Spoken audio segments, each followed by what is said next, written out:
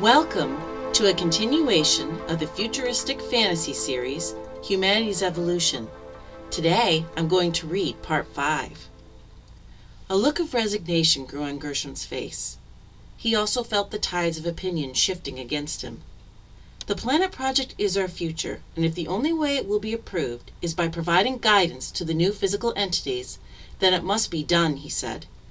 His comments were directed at the audience, but he also glanced in my direction. Ezekiel then took over. I guess our next question is how much guidance to give them. I humbly suggest that experts in the field such as myself and Anne are given permission to determine the extent of our involvement, Gershom said. The man was definitely full of surprises. First he argued for no involvement, and now he was suggesting that the two of us should work together to create a plan. I didn't like the way he was inserting himself into this project, but I wasn't going to object. Despite his personal views, there was no one else who understood the inner workings of human societies like he did. I needed him. Agreed, I said. Ezekiel nodded his head, and I heard murmurs of approval from those in attendance. He then turned to us. Is there anything more either one of you wants to say, he asked. I gave a negative shake of my head. This is really Anne's lecture, Gershom said. I had to suppress a desire to roll my eyes. Now he wants to defer to me? The 21st century lecture is over, Ezekiel said to those assembled. We will now honor our ancestors by providing you with culinary delights from that century. After the feast, Sandra, an expert on the first age of enlightenment, will speak. Then David will discuss the Candace Age, and finally we will hear from the scientists proposing the planet project. The loud murmurs of voices filled the air. I owe you an apology, Ezekiel's voice said, cutting through the noise. He stood on my left, a contrite look on his face. I should have tried harder to understand your point of view.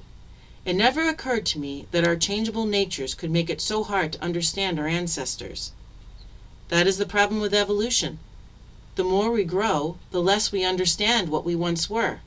And the only way to recapture that understanding is to devote time and energy to relearning it, I said, shrugging my shoulders. We are on the cusp of a historic breakthrough with the Planet Project. Future generations may have a hard time understanding our point of view. A thoughtful look grew on Ezekiel's face. Very true, and I hope that when that time comes, someone like you will be there to reveal it to them. He then excused himself. I was touched by his words. Michael joined me next. You are very impressive, he assured me as we watched the banquet growing before our eyes. Tables were popping up everywhere, along with a dizzying assortment of foods.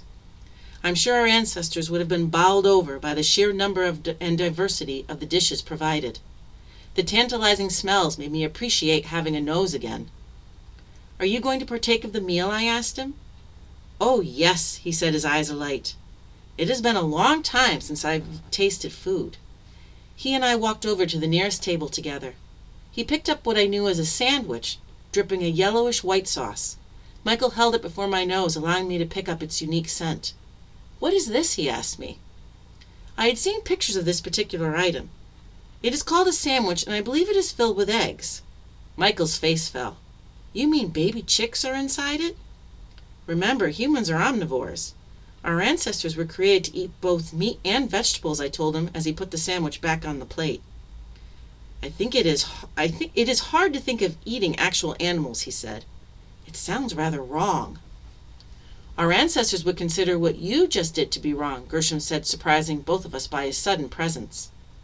Michael recovered first. What do you mean? He asked. Many cultures were concerned about diseases. They can be transmitted by someone purposely handling an item of food and then giving it to someone else to eat, Gershom said. As energy beings, we no longer have to worry about personal hygiene like they did. Michael nodded his head while I stared at Gershom, wondering why he was talking to us. An awkward silence then fell on the three of us until I broke it. Do you need something? I asked him.